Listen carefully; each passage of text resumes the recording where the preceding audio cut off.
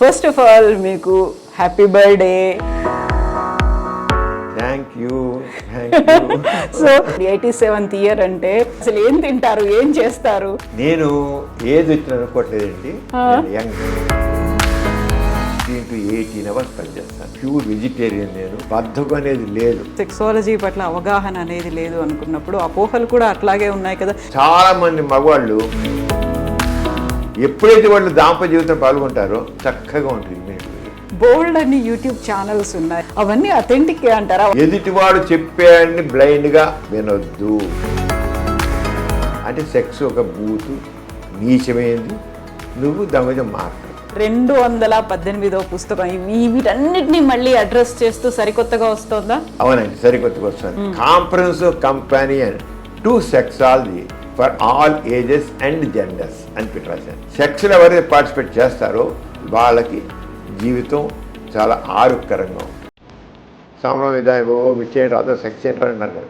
No, you do all the things. ఇప్పుడు all genders అన్నారు, including LGBTQ community. అవునండి, అవునండి. లెస్బియన్స్, గే, ట్రాన్స్జెండర్స్ చచ్చిపోతారు. హోమోసెక్షువల్స్ ఉన్నారు. Artificial heart, artificial lung, artificial kidney, artificial liver, artificial pancreas, చివరికి artificial skin, artificial brain కూడా వస్తుంది. పండంటి బిడ్డను మనం తెచ్చుకోవచ్చు. అంతే. ఎక్స్ట్రీమ్ కాంట్రాస్ట్ అనిపించట్లేదా మీకు? ఒక రకమైన కర్మ సిద్ధాంతం మనకు, మత నమ్మికలు, మతాచారాలు. కులం ఒకటి పనికిలే చెత్తది. కులం కులం కులం, మతం మతం చంపేస్తున్నాయి.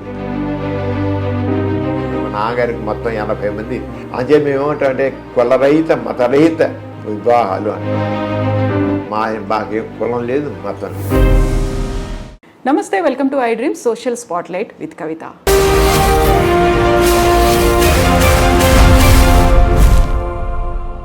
ఈరోజు మనతో పాటుగా అస్సలు పరిచయమే అవసరం లేనటువంటి వ్యక్తి మనకు గెస్ట్గా ఉన్నారు. దాదాపుగా 6 దశాబ్దాలుగా సమాజంలో ఉన్నటువంటి రుగ్మతలను దూరం చేస్తూ హేతువాదిగా ఆయన ఇప్పటిదాకా సేవలు అందిస్తూనే ఉన్నారు. అట్ ద సేమ్ టైం గత 55 సంవత్సరాలుగా డాక్టర్గా శరీరంలో ఉన్నటువంటి రుగ్మతలు, మానసికంగా ఉన్నటువంటి రుగ్మతలు, వీటన్నిటినీ దూరం చేస్తున్నటువంటి పర్సన్ జూలై 30వ తారీఖున 87వ జన్మదినం జరుపుకోబోతున్నారు డాక్టర్ సమరం గారు. సమరం గారు, నమస్కారం. నమస్తే అండి కవిత గారు. ఫస్ట్ ఆఫ్ ఆల్ మీకు happy birthday. Thank you. So సమరం గారికి 86 ఇయర్స్ అయిపోయి 87th ఇయర్లోకి ప్రవేశిస్తున్నారు. సరే, డాక్టర్గా 55 ఏళ్ళు, ఆ తర్వాత హేతువాదిగా 60 ఏళ్ళు, ఇవన్నీ అనుకున్నప్పటికీ first we wanted to know 86 years, ఇప్పుడు 87th ఇయర్ అంటే what is your daily schedule? అసలు ఏం తింటారు, ఏం చేస్తారు? నేను ఏది వచ్చిన అనుకోవట్లేదండి. Young man. నేను మాత్రం ఇంత కూడా నాలో ఏజ్ వచ్చేసింది, ఏజ్డ్ పర్సన్, సీనియర్ సిటిజన్ అనే అసలు ఫీలింగే రాదు నాకు. నిరంతరం ఏదో సాధించాలి నాకు తపన మాత్రం నాకు ఉంటుంది. అలాగే చేస్తుంటాను. ఇప్పటికి నేను రోజుకి దాదాపు 16 to 18 అవర్స్ పనిచేస్తాను. హాస్పిటల్ చేస్తాను, సోషల్ యాక్టివ్ చేస్తాను, అటు IMAలో చాలా యాక్టివ్గా ఉంటాను.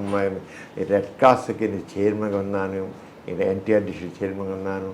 సోషల్ యాక్టివిటీస్, చాలా రకరకాల సోషల్ యాక్టివిటీలు, బుక్స్ తెగ రాసుకున్నారు. 217 బుక్స్ పబ్లిష్ అయ్యాయి. స్వాతిలో రాస్తుంటాను. కానీ ఎవరిని కాదండి, ఎవరిని అడిగినా సరే ఎక్కడ రమ్మంటే వెళ్తాను, మాట్లాడతాను. ఏ చేయను, ఎవరు నో అన్నో అనలే చదివిన కుదరపోతే తప్ప ఎవరు ఏ అడిగినా నో అన్నది అన్ను నేను. అలాగా ఏం తింటారంటే ఏం లేదు, మామూలుగా నేను ప్యూర్ వెజిటేరియన్. నేను రైట్ ఫ్రమ్ ది బిగినింగ్ మా ఫ్యామిలీ అంతా అలాగే ఉంటాం మేము. Pure vegetarian. అదే కేవలం మామూలుగా పప్పు తింటాను, ఆకుకూరలు తింటాం, కాయగూరలు తింటాం, ఏమైనా పచ్చడి, మామూలు పెరుగు, అంతే. అందుకని కానీ తినే చాలా తక్కువ. నేను మనకి మితంగా భోజనం చేయాలని చెప్తారు కదా, మితంగా భోజనం చేయాలి అని. ఆ మితంగానే భోజనం చేస్తాను, పెద్ద ఎక్కువ తినేది ఏం లేదు. అయితే what is secret our health అంటే మాత్రం ఏవైతే ఆరోగ్యానికి పనికిరావో వాటికి దూరంగా ఉంటారు. ఇప్పుడు స్మోకింగు, డ్రింకింగు, ఇలాంటివన్నీ ఆరోగ్యం పనికిరావు కదా, వాటి దూరంగా ఉంటాను. అలాగే నిద్ర కావాలి. ఆల్మోస్ట్ అందరికి చెప్తాను 8 అవర్స్ నిద్రపోవాలని, కానీ నేను మాత్రం 5 to 6 అవర్స్ కంటే కుదరదు, నాకు దొరకదు అసలు. చాలా సందర్భాలు 4 అవర్స్ నిద్రపోతాను. అయినా సరే పర్వాలేదు, ఎందుకంటే హాస్పిటల్ వర్క్ ఉండబట్టి తప్పదు నాకు దాన్ని. అది కాకుండా ఇవాళ చేయాల్సిన ఇవాళ ముగిస్తారు, రేపు పోస్ట్పోన్మెంట్ చేయాలి. అది మాత్రం ఆ పని అయిపోతే రాత్రి 1 గంట 2 అయినా సరే ఆ పని పూర్తి చేస్తాను. పోస్ట్పోన్మెంట్ అనేది లేదు, బద్ధకం అనేది లేదు. నాకు సోమరిపోతును చూస్తే మాకు మండుతుంది. సోమర్తనం అనేది నా దృష్టిలో పెద్ద క్యాన్సర్ లాంటి జబ్బు నా దృష్టిలో. సోమర్తనం కాదు, నో పోస్ట్పోన్మెంట్. ఇవాళ రేపటి రోజు మనది కాదు, ఇవాళే ఫినిష్ చేయాలి. రేపటి పని కూడా వాళ్ళు చేయగలిగితే వాళ్ళు చేయాలి చేస్తాను అనమాట. ఆ రంగా ఉంటాను. బహుశా నాకేంటి, నేను చాలా ఆశాజీవిని. చాలా ఏదైనా సరే ఐ కెన్ అనుకుంటా, ఐ కాంట్ అని అనుకోను. ఐ కాంట్ అని లేదు. ఒకళ్ళు కాంట్ అంటే మా కవిత గారు లాంటి వాళ్ళని హెల్ప్ అడుగుతాను, చేద్దాం పని చేద్దాం, నలుగురు కలుపుకెళ్ళి చేద్దామని. ప్రతి వాళ్ళని కలిపి, అందుకే మనం సాధించాలంటే ఒక్కళ్ళకి కాదు, నలుగురితో కావాలి. అంటే ప్రతి వాళ్ళ యొక్క సహకారం తీసుకుంటాను. ప్రతి పనికి ఏదైనా సరే అందరినీ ఇన్వాల్వ్ చేస్తాను. ఇన్వాల్వ్ చేసేయడం వల్ల పనులు అవుతాయి. చాలా రకరకాల పనులు చేస్తాను. అందరితో అందరినీ కలుపుకెళ్ళడం, అందరితో కలిపి చేయడం వీటికల్లా అదే పెద్ద స్ట్రెంగ్త్. దానివల్ల అనేక పనులు చేయగలుగుతున్నాను. రెండోది రిటైర్మెంట్ తీసుకోవాలి, రెస్ట్ ఇంత వయసు వచ్చి చాలా సవరం ఏంటి రెస్ట్ తీసుకోకుండా ఏంటి పనులన్నీ అంటుంటాను. ఇంత వయసు వచ్చింది ఇంకా ఏంటి సర్జరీలు చేయడం ఏంటి, ఈ హాస్పిటల్కి ఏంటి, ఇవన్నీ ఏంటి, శుభ్రం కూర్చోక ఇంటికి అంటారు.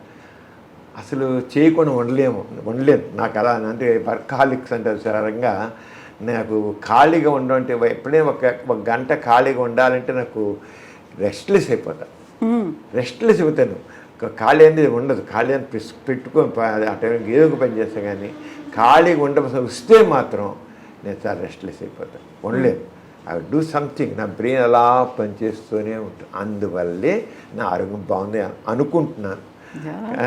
బాగానే ఉంది. ఇంత చేసినా సరే నాకు కాస్త బీపీ వచ్చింది, షుగర్ వచ్చింది, ఉన్నాయి కాస్త, కానీ పూర్తి కంట్రోల్ ఉన్నాయి.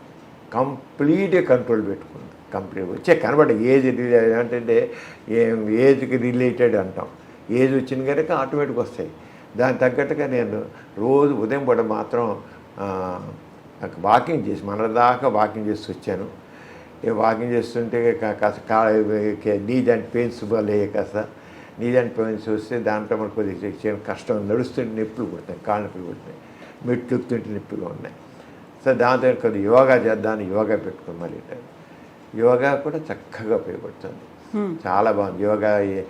నీ పెయిన్ జాయింట్ పెయిన్స్ కూడా యోగా చేయడంతో యోగా అంటే స్ట్రెచ్ ఎక్సర్సైజ్ అంతే. యోగా అంటే ధ్యానం, ఏదో ఆత్మ పరమాత్మ అని కాదు. నేను ఐ డోంట్ బిలీవ్ ఇన్ ఆత్మ అని పరమాత్మ అంతే. కానీ ఆ స్ట్రెచ్ ఎక్సర్సైజ్ మన స్కూల్లో చదువుతున్నప్పుడు డ్రిల్ నేర్పేవాళ్ళు. ఆ డ్రిల్లు నిజంగా బెస్ట్ అండ్ మంచి. ఇప్పుడు ఉన్న ఎడ్యుకేషన్లో అసలు ఎక్సర్సైజ్ లేకుండా నిజంగా ఎడ్యుకేషన్ అక్కడ ఈ ఎసెన్షియల్స్ చూసి చైతన్య, నారాయణ ఇలాంటివన్నీ చూసామంటే పిల్లలకి ఎవ్వరికీ లేదు. చైల్డ్హుడ్ ఒబేసిటీ ఎంత ఎక్కువైపోయిందండి ఇప్పుడు. అసలు మా హాస్పిటల్కి వచ్చే పిల్లల్ని తీసుకుంటే 80 నుంచి 90% అందరూ డౌటే.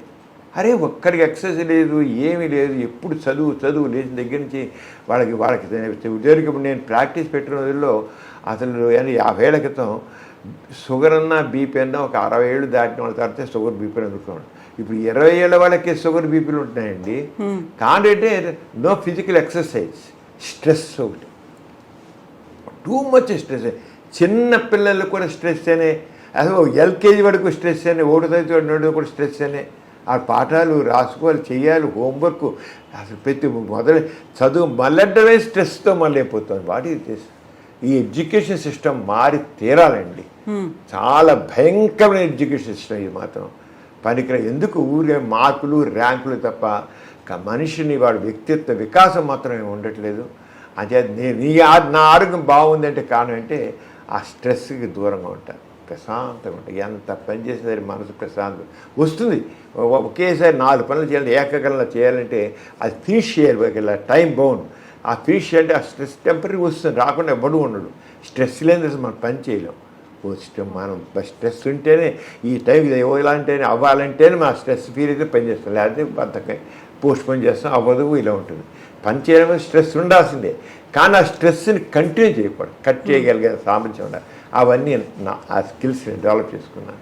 నేను స్ట్రెస్ ప్రశాంతంగా ఉదయం పని చేస్తాను, ఇది ప్రశాంతంగా మాట్లాడుతున్నాను. అవును కదా, స్ట్రెస్ ఎక్కువైపోయింది అనేది, ఒత్తిడిని తట్టుకోలేకపోతున్నాం, ఒక డిప్రెషన్లోకి వెళ్ళిపోతున్నారు, ఆల్మోస్ట్ ఒక సూసైడల్ టెండెన్సీస్ అనేవి కూడా కనిపిస్తున్నాయి కదా. సో ఏం చెప్తారు వాళ్ళకి? వాళ్ళకి అంతా కలిసి స్ట్రెస్ అని ఎడ్యుకేషన్ సిస్టంలో మాత్రం ఫ్రీగా ఉండాలి. ఒకటి ఒత్తిడి కూడా హౌ టు ఓవర్కమ్ స్ట్రెస్ అని తెలియాలండి ప్రతి వాళ్ళకి, చాలా అవసరం. ఇప్పుడు సాఫ్ట్వేర్ ఇంజనీర్స్ ఉన్నారు, సాఫ్ట్వేర్ ఇంజనీర్స్కి ఎంత స్ట్రెస్ అండి వాళ్ళకి, చెప్పని స్ట్రెస్. వాళ్ళ పెళ్లి చేసుకుంటారు కానీ వాళ్ళు ఎవరు నా దృష్టిలో ఎవరు కొద్ది మంది 10% 20% లైఫ్ ఎంజాయ్ చేస్తున్నారు, తక్కిన 80% వాళ్ళ జీవితాన్ని కోల్పోతున్నారు మన ఖచ్చితంగా. అందుకని మీరు డైవర్స్ తీసుకున్నట్లయితే దాదాపు 80% సాఫ్ట్వేర్ ఇంజనీర్స్ వాళ్ళే ఉంటారు. వాళ్ళు అడ్జస్ట్ కాలేరు కూడాను.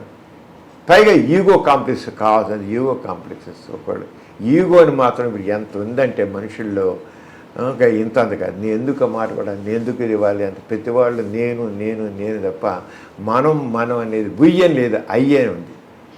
అంటే ఇప్పుడు ఈ స్ట్రెస్ని ముఖ్యంగా ఓవర్కమ్ నేర్చుకోవాలి, రిలాక్సేషన్ ఎలా ఉండేది తెలుసుకోవాలి. ఇప్పుడు యోగా డే జరిగింది. 1 month మన ఆంధ్రప్రదేశ్లో అయితే 1 month కంటిన్యూస్గా యోగా చేస్తారు. మా సీఎం గారు చెప్పిన కంటిన్యూస్ 1 month చేస్తే చాలా బెస్ట్ అంటాను నేను. అది కంటిన్యూ చేయాలి, అంటే ప్రతి వాళ్ళ జీవితం అప్పుడు ఆ 1 month వాళ్ళు చేసిన వాళ్ళు అది కంటిన్యూ చేస్తేనే బెస్ట్. ఎందుకంటే తప్పకుండా రిలీఫ్ వస్తుంది. మీకు ఆ మెడిటేషన్ అన్నాక మెడిటేషన్ రిలాక్సేషన్ అంటాను నేను. మెడిటేషన్ అంటే మళ్ళీ ఆత్మ పరమాత్మ కాదు, ఒక మన శ్వాస తీసుకు వదిలిపెట్టడం అనుకోండి, శ్వాస మీద శ్వాస అని అలా ఉన్నాయి. శ్వాస మీద శ్వాస ఒక 10 సార్లు 20 సార్లు డీప్ బ్రీతింగ్స్ వదులుతున్నాం, ఆ శ్వాస తీస్తున్నాం వదులుతున్నాం అని అలా అనుకుంటుంటే అది ఏమిటంటే మనకి డైవర్షన్ ఇతరత్ర భావాలు లేకుండా ఒక్కదానికి ఏకాగ్రత పెంపొందుతుంది, స్ట్రెస్ తగ్గుతుందండి, టెన్షన్ ప్రశాంతంగా ఉంటారు. నాకు మా పేషెంట్స్ వచ్చే డాక్టర్ గారు రాత్రి 9 ఇప్పటికీ మీరు ఎంత కామ్గా కూల్గా ఉన్నారు ఏంటండి అంటారు. నిజంగా కూల్గా వాళ్ళు ఎప్పుడు వచ్చినా సరే విసుక్కోను కామ్గా కూల్ అంటే నేను ఆ చేసేటువంటి ఆ రిలాక్సేషన్ థెరపీ నాకు కూల్గా ఉంటుంది. పని స్ట్రెస్ లేకుండా ఉండదు, కానీ స్ట్రెస్ని ఓవర్కమ్ చేస్తాను. అంచేత ప్రతి ఒక్కరు హౌ టు ఓవర్కమ్. అంచేత యోగా అనేది అంటే యోగా అంటే ఇప్పుడు యోగా అనేటికల్లా ఆత్మ పరమాత్మ ధ్యానం ఇవన్నీ అవన్నీ పక్కన పెట్టేసేయండి. స్ట్రెచ్ ఎక్సర్సైజ్, కాన్సన్ట్రేషను, శ్వాస మీద ధ్యాస పెట్టేసే ఆ డైవర్షను అవన్నీ వస్తాయి.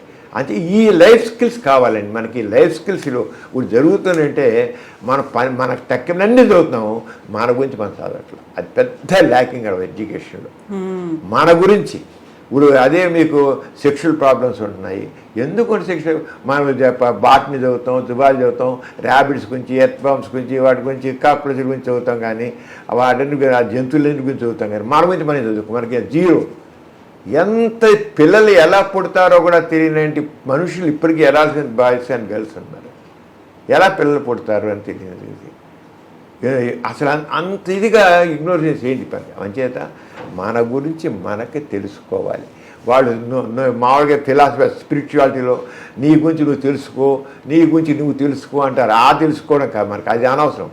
ఆ స్పిరిచువాలిటీ నీ గురించి తెలుసుకునేది వేస్ట్. మనిషిని అనవసరం పనికి రాకుండా చేసి ఏదో ఆత్మజ్ఞానం మోక్షాలు ఇవన్నీ పనికిరావు. కానీ నువ్వు ఎలాగ మంచి మనిషిగా నువ్వు ఉండగలుగుతావు, నువ్వు హ్యాపీగా ఎలా ఉండగలుగుతావు, నువ్వు సుఖంగా ఎలా ఉండగలుగుతావు, సుఖంగా నువ్వు ఉండాలంటే ఎదుటి వాళ్ళతో చక్కగా కలిసి నీళ్ళు ఈగో లేకుండా ఉండాలి, అందరూ కలిసి పనిచేయాలి, విశ్వజ్ఞానం చేసుకోవాలి. అంచేత అలాగే వాళ్ళ ఏ రకంగా హెల్త్ని అంటే ఆరోగ్యం ఎలా చూసుకోవాలి, ఆర్థిక పరిస్థితి ఎలా చేయాలి, వర్కర్ సంబంధించింది ఎలా చేసుకోవాలి, ఇవన్నీ తెలుసుకుంటే మన జీవితంలో సక్సెస్ అవుతాం. అందుకంటే నేను అందరికీ తెలుసు విషయాలు, కానీ విచిత్రం ఏంటంటే అందరికీ అన్నీ తెలుసు కానీ పాటించరు. అన్నీ తెలుసు, తెలియని ఎవరికి అన్నీ తెలుసు కానీ పాటించరు. అది పాఠం జీవితాన్ని. ఆ డిసిప్లిన్ కాదు. మనం పనికి రాకుండా పనికిరాని టీవీలో సీరియల్స్, పనికిరా అత్తాకోడలు గొడవలు, ఆ ఈషు ద్వేషాలు, అసూయలు, కుట్రలు చూడడానికి టైం పెడతాం. కానీ అరే మీ గురించి మీరు తెలుసుకోవడానికి టైం ఎందుకు పెట్టరు? నేను అదే అంటే ఒక ఎక్సర్సైజ్ ఎందుకు చేయరు? కొంచెం ఇంట్లో చేయండి, బయటకు ఇంట్లో కూర్చొని యోగా చేయండి, కాస్త ఎక్సర్సైజ్ ఇంట్లో గది చాలు, ఆ గదిలోనే చేతులు కాళ్ళు ఊపండి, కాస్త కాళ్ళు ఊపండి. ఇవన్నీ మొత్తం స్ట్రెచ్ నొప్పులు లేకుండా పోతాయి. ప్రతి వాళ్ళు చూసుకుంటే నా మెడ నొప్పండి, నడుము నొప్పండి, కాళ్ళు నొప్పులండి, ఈ కండాలు నొప్పులండి, ఏంటి మీ హాస్పిటల్కి వాళ్ళందరూ చూస్తారు. నాకు నిజంగా ఇస్తాను ప్రతి వాళ్ళకి నీకు ఈ పిల్లలు కేవలం 2 రోజులకి 3 రోజులు సార్ ఎక్సర్సైజ్ చేయని చెప్తాను. నేను ప్రతి వాళ్ళు చెప్తాను వేసుకోవద్దు, లేనిపోయిన సైడ్ ఎఫెక్ట్స్ వస్తాయి. అన్న కడుపులో మంట పుడితే ఇంకోటి అవుతుంది. ఎందుకు ముందు ఎక్సర్సైజ్ చేయి. వాళ్ళకి నచ్చుతుంది కొన్ని విషయం, అన్ని తినాలి, నోటి జీవచాపల్యం, అలా షుగర్ ఉంటుంది, షుగర్ కంట్రోల్ చేయండి, డైట్ కంట్రోల్ చేయాలి. మనకు కావాల్సిన దానికంటే మనం 4 రెట్లు ఎక్కువ తింటాం. అది గుర్తించాలి. ఇప్పుడు మనకు కావాల్సిన దానికి 4 రెట్లు ఎక్కువ తింటాం. దాన్ని సగమే కట్ చేయలేమా? ఒక 1/3 కట్ చేయలేమా మనం తినే దాంట్లో? ఎందుకు ఉల్లిళ్ళ పెంచాలి? దేనికో దానివల్ల బీపీలు, షుగర్లు, కొలెస్ట్రాల్ రావడానికేను. ఇప్పుడు థైరాయిడ్ ప్రాబ్లం ఎంత అయిపోయింది, చాలా ఎక్కువ అయిపోయింది థైరాయిడ్ ప్రాబ్లం కూడా మన డైట్లో సరిగ్గా లేకపోవడం వల్ల. అంటే ఇవన్నీ చెప్పడానికి డాక్టర్గా నాకు చెప్పడానికి అర్హత ఉంది, చెబుతున్నాను. కానీ మనం అంటే నేను చెప్పాను, మన గురించి మనం తెలుసుకోవట్లేదు. అది నేను చెప్పేది. Know about your self. ఆ పనికిరాని ఆ ప్రవచనాల్లోకి వెళ్ళి కూర్చుని ఆధ్యాత్మిక గురించి నీ గురించి నువ్వు తెలుసుకో అని అంటే కాదు. నీ గురించి తెలుసుకునేది నీ హెల్త్ గురించి తెలుసుకో, నీ ఇంటర్పర్సనల్ రిలేషన్స్ తెలుసుకో, నీ సోషల్ రెస్పాన్సిబిలిటీ తెలుసుకో. ప్రతి వాడికి తన సోషల్ రెస్పాన్సిబిలిటీ ఉంది. ఆ సోషల్ రెస్పాన్సిబిలిటీ తెలుసుకో. ఏముంది, ఎంత హ్యాపీగా ఉంటుంది. ఇప్పుడు మీరు ఒక మాట అన్నారు, సెక్సాలజీ పట్ల అవగాహన అనేది లేదు అనుకున్నప్పుడు అపోహలు కూడా అట్లాగే ఉన్నాయి కదా. మీ ఇన్నేళ్ల సర్వీస్ చూసిన తర్వాత ఏది ఎక్కువ ఉంది, అవగాహన లేకపోవడమా, అపోహల? దేన్ని ఎలా చూస్తారు? అపోహలు ఉన్నాయి, అర్థం పరచని నమ్మకాలు ఉన్నాయి. వీటన్నిటి మూల కారణం సరే నాలెడ్జ్ లేకపోవడం. నాలెడ్జ్ ఈజ్ పవర్ అంటాం. ఈ నాలెడ్జ్ ఈజ్ పవర్. ఆ నాలెడ్జ్ లేకపోవడం వల్ల ఇంకోటి ఏంటంటే మనిషికి కాస్త క్రిటికల్ థింకింగ్ కావాలి. Scientific knowledge and scientific temper అంటాం. క్రిటికల్ థింకింగ్, కొద్ది విశ్లేషణాత్మకమైన పరిశీలన, ఆలోచన కావాలి. ఆ క్రిటికల్ మన ఎడ్యుకేషను ఆ క్రిటికల్ థింకింగ్ని పెంచడం లేదు. ఆ క్రిటికల్ చిన్నప్పటి నుంచి ఎందుకు, ఏమిటి, ఎలా అని. అది ఇప్పుడు చాలామంది మగవాళ్ళు హస్తమయం చేస్తే వీక్ అయిపోతాం, దాంపత్య జీవితం పనికిరాం అనుకుంటారు. అరే హస్తమయం చేస్తే పనికిరాం అనుకుంటున్నారు, ఓకే. మరి పెళ్ళైన వాళ్ళు హస్తమయం అయిపోయి దీనికి తేడా ఏముంది? హస్తమయం అయితే చేతితో ఫ్రిక్షను, అక్కడేమో విజయనాల ఫ్రిక్షను, ఎక్కడ ఒకటే. ఇంకేంటి, ఎందుకు నష్టం కలిగింది? మరి పెళ్ళైన వాళ్ళ శుభ్రంగా హాయిగా అన్ని సంవత్సరాలు, అన్ని దశాబ్దాల పాటు ఆరోగ్యంగా ఉంటున్నారు కదా. పెళ్ళి ఇంకా ఆరోగ్యంగా ఉంటున్నారు కదా. పెళ్ళి కాకముందు మీరు చూడండి, పెళ్ళి కాకముందు కంటే పెళ్ళైన వాళ్ళు చాలా ఆరోగ్యంగా ఉంటారు. ఎందుకంటే ఎప్పుడైతే వాళ్ళు దాంపత్య జీవితం పాల్గొంటారో ఆ మనసు పాల్గొంటే వాళ్ళకి ఫీల్ గుడ్ హార్మోన్స్ అంటాం. డాపమైన్ రిలీజ్ అవుతుంది, సెరోటోనిన్ రిలీజ్ అవుతుంది, దానివల్ల టెన్షన్స్ అవుతాయి, ఆక్సిజన్ మనుషులు ఒక రకమైన దగ్గర వాళ్ళకి పెరుగుతుంది, ఎండార్ఫిన్స్ వస్తాయి, మనిషి అది ఇమ్యూనిటీ పెరుగుతుంది, చక్కగా ఉంటుంది ఇమ్యూనిటీ పెరిగి. అంతే మనిషి ఆరోగ్యంగా జరుగుతుంది. దాంతో ఇంట్లో ఒక టైం భోజనం చేయడం ఉంటాయి, చిన్న వాళ్ళు టైం భోజనం చేయడానికి సరిగ్గా ఉండరు, చదువుకున్న రోజుల్లో స్ట్రెస్ పెరిగింది. అంచేత ఈ సెక్సాలజీ దాంట్లో ఎందుకు, ఏమిటి, ఇప్పుడు చాలా ఏమనుకుంటారంటే ఒక వీరి బొట్టు 60 రక్త బొట్లతో సమానము అని ఒకటంటే, ఇంకోటి ఒక వీరి బొట్టు 100 రక్త బొట్లతో సమానం అంటాడు. అరే రిచ్చాడు వీర్యం సెమెన్, దానికి ఏమి విలువ లేదు. ఇప్పుడు ఆ ప్రాచీన గ్రంథాల్లో రాసి ఉండొచ్చు, ప్రాచీన గ్రంథాల్లో అప్పుడు ఉన్న అవగాహన పెట్టి రాసే వాళ్ళని అనొద్దు మనం. వాళ్ళు ఆ రోజుల్లో రాశారు. కానీ సైన్స్ ఇది అడ్వాన్స్ అయిపోయి కూడా ఇప్పటికే పట్టుకుని వేలాడడం అంటే మన మూర్ఖత్వానికి కాకపోతే ఇంకేం తెలియజేస్తుందండి?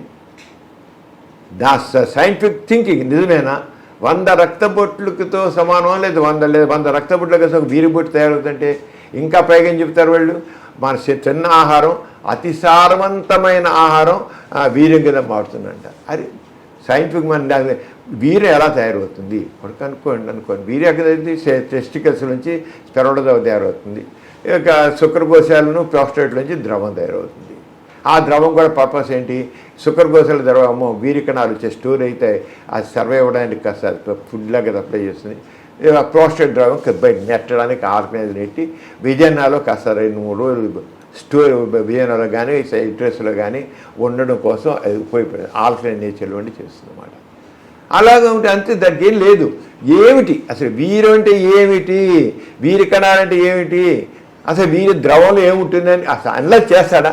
ఎవడో చెప్పాడని చెప్పేసి ఇంకా నమ్మాడేనా ఒక వీరు? అందుకే కవిత గారు నేను చెప్పేది ఏంటంటే, ఒక విషయాన్ని బ్లైండ్గా బిలీవ్ చేయవద్దు. ఒక విషయాన్ని నీ అంతా నువ్వు విశ్లేషణ చేసుకో, క్రిటికల్ థింకింగ్ అని చెప్పిన అదే. అది కావాలి మనకి, అది లేదు ఎడ్యుకేషన్లో. నువ్వు బ్లైండ్గా నమ్మొద్దు. సైన్స్లో ఏది మనం చదువుతాం, ఫిజిక్స్ అంటే మన సైన్స్ ప్రతిసాన్ని ల్యాబొరేటరీలో టెస్ట్ చేస్తాం లేదా, వాడు చెప్పిన ఊరుకుంటున్నాం, మనం టెస్ట్ చేస్తున్నాం. మనం ఒక రకంగా ప్రతి ఒక్క వ్యక్తి కూడా జీవితంలో సైంటిస్ట్ లాగా మారాలి. మారినప్పుడు వాడు ప్రతి ఏళ్ళ సోషల్ ఇష్యూస్ కావచ్చు, ఏ విషయం సరే ఎనలిటికల్గా క్రిటికల్గా థింకింగ్తో వాడు ఉంటే వాడు చక్కగా ఉంటాడు. అంచేత సెక్షువల్ ప్రాబ్లమ్స్ విషయంలో తీసుకున్నట్లయితే చాలామంది ఇప్పటికీ హస్తమయం చేస్తే మనిషి పాడైపోతాడు, వీరి నష్టం అయితే మనిషి వీక్ అయిపోతాడు. నథింగ్. వీర్యం కాదు అసలు, అతి సాధారణ వీర్యంగా మారదు. ఎందుకైనా భయంలాగా? ఎందుకైతే కనీసం ఆలోచిస్తున్నాడా ఏ రంగం విలువైంది, ఏ రంగం అసలు తిన్న ఆహారం వీర్యంగా మారుతుందని వాడు అనలైజ్ చేస్తున్నాడు, వాళ్ళ శరీరం గురించి వాడు తెలుసుకుంటున్నాడు. అసలు బోల్డ్ అన్ని యూట్యూబ్ ఛానల్స్ ఉన్నాయి, చాలా వాటిలలో వీడియోస్ చిన్న చిన్న క్లిప్పులు షార్ట్స్ రూపంలో వస్తున్నాయి కదా, అవన్నీ అథెంటిక్ అంటారా? వాటన్నింటినీ చూసేటువంటి ప్రజలు చాలా మంది ఉన్నారు కదా. ప్రతివాడికి హక్కు ఉంది కనుక పెడుతున్నారండి, అన్నీ అథెంటిక్ కాదు. యూట్యూబ్లో వచ్చేవన్నీ అథెంటిక్ అనుకుంటే ఇంకా అర్థం లేదు. ప్రతి వాళ్ళు ఇష్టం పెడ చాలా లేని పేరు కల్పితాలు పెట్టుకుంటున్నారు. యూట్యూబ్లో పెట్టేవంతా కావాల్సిన అంటే వాడికి కావాల్సిన వ్యూస్, ఆ వ్యూస్ పెట్టి ఎందుకు కూర్చుంటే ఒక యూట్యూబ్ వాడు డబ్బులు ఇస్తాడని దానికోసం ఏదో సెన్సేషన్కి పెట్టడం, ఆ రంగా చేయడం ఉంటుంది. అంతే కాదు. నేను అవన్నీ పక్కన మరి యూట్యూబ్లో ఏం పెట్టారో అని నేను మాట్లాడాను. నేను కోరేది ఏంటంటే మనిషిని తన మట్టుకు తాను ఆరాధించాలి. నువ్వు ఒట్టి వేదం అంటే వాడు ఊరుకుంటాడా? ఒక సన్నాసి అంటే ఊరుకుంటాడు ఒకడు. ఆయన నేను సన్నాసినండి అని ఆలోచిస్తాడు. నీ బుర్ర లేదు అంటే వాడు ఊరుకుంటాడా? ఊరుకోడు. నేను బుర్రలేకపోవడం ఏంటని ఒక నిమిషం వాడు బుర్రలేదన్నా సరే ఊరుకుంటాడు, ఊరుకో అని కాదు, వాడు ఎనలైజ్ చేసుకుంటాడు. కానీ నేను బుర్రలేకపోవడం నా బుర్రలేకపోవడం ఏంటంటాడు. వ్యధం అంటే వ్యధం ఆరంగానే ఈ రంగానికి వీర్యం ఎంతో విలువైంది, నువ్వు కోల్పోతున్నావు అంటే వీర్యం అంటే ఎక్కడే ఎలా అయింది అని ఆ ఎనలిటికల్ ఎప్పుడు చేయదు అని చెప్పేది. ఎనలిటికల్ ఎప్పుడు కావాలి, అది మన ఎడ్యుకేషనల్ లాకింగ్. ఆ క్రిటికల్ థింకింగ్ అనేది లేదు. సైంటిఫిక్ నాలెడ్జ్, సైంటిఫిక్ టెంపర్ అనేది నేను చెప్తాను. శాస్త్ర విజ్ఞానం, శాస్త్ర దృక్పథం, అది దేంట్లో సరే ఏ యాంగిల్ సైన్స్ గురించి నేను మాట్లాడట్లా. సైన్స్ అవసరం లేదు.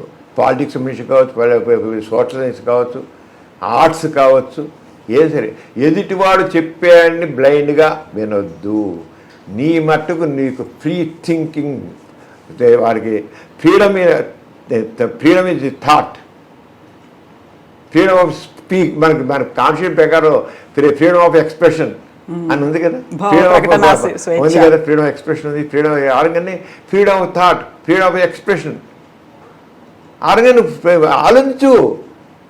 మన దాన్ని తీసుకొచ్చి ఆలోచన ఎంతవరకు కరెక్టు నేను చెప్పాల్సిన జనం చెప్పేది అదే చెప్తాను. యూత్ని కానీ కొన్ని వందల కాలేజీలో మాట్లాడే యూత్ ఇలాగే అప్పీల్ చేస్తాను. మీరు ఆలోచించండి, బ్లైండ్గా నమ్మొద్దు. నేను అలాగనేవ్వండి నాకు వచ్చి ప్రశ్న ఏది సెక్షన్ చాలా కొన్ని వందల కాలేజీలో మాట్లాడిన సెక్షన్ వాడిది చివరికి చెప్తాను. ఒక్కొక్క కాలేజీలో 2 గంటలు 3 గంటలు 4 గంటలు కూడా మాట్లాడిన రోజులు ఉంది. వరుస గంట కంటిన్యూస్ 4 hours అలాగే వింటారు. వాళ్ళ గురించి వాళ్ళు చెప్తే వెనకేం చేస్తారు, చెప్పేవాళ్ళు లేడు. పనికిరాని చెత్త చెప్పేవాళ్ళు ఉన్నారు కానీ సరిగ్గా నీ ఒక నాలెడ్జ్ సైంటిఫిక్గా చెప్పేవాళ్ళు కాదు. అది ఉన్నారు అంటే ఎక్కువ మంది లేని చెప్పేది. ఆ సైంటిఫిక్ నాలెడ్జ్ని మనం దానికి స్ప్రెడ్ చేయాలి. మనం అంచేత ఇప్పుడు చాలామంది ఇప్పుడు ఈ సెక్స్ గురించి అపోహలు మీరు ఎక్కువ ఉన్నాయా ఏమిటి అని అంటే అపోహలు ఎక్కువ ఉన్నాయి. కానీ అంటే మనం ఆలోచించండి కనుక నాలెడ్జ్ చేయాలి. దానికోసమే నేను చదువుకున్న రోజుల్లోనే ఒకసారి మా ప్రొఫెసర్ గారు వచ్చారు ఎంఎంఎల్, ఆయన కొంచెం లేట్గా వచ్చారు క్లాస్కి, బెడ్ సైడ్ క్లినిక్స్ ఉన్నప్పుడు. నేను లేట్గా ఎందుకు వచ్చానో తెలుసా అన్నారు. ఏదో మీకు ఎమర్జెన్సీ కేసు ఏదో ఇచ్చి ఉంటుంది ఏం చేతి రాలేదని ఏదో అన్నాం మేము. కాదు, నా దగ్గరకు ఒక ఐఏఎస్ ఆఫీసర్ వచ్చాడు, వాడికి పెళ్ళి కాబోతుందంట, వాడు ఐఏఎస్ వాడు, ర్యాంక్ హోల్డరు వాడు వచ్చి నాకు పెళ్ళి కాబోతుంది, నేను నాకు హస్తబెంచి వారు ఎక్కువ చేశాను ఇంతకుముందు, వీర్యం కూడా చాలా మానేశాను, అయినా వీర్యం పోయింది, చాలా వీర్యం పోయింది, నేను ఇప్పుడు పెళ్ళికి పనికొస్తానా రానా అని కనుక్కోవడానికి వచ్చాను అని అన్నట్ట.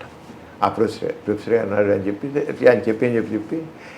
రిచర్డ్ సిమెన్, నా ఇప్పుడుగా బోర్డు జబ్బుల్లో రిచర్డ్ సిమెన్, వాడు ఐఏఎస్ పాస్ అయ్యాడు, ర్యాంక్ హోల్డర్, తనకి ఆ వీర్యం గురించి అవగాహన లేదు వాడికి.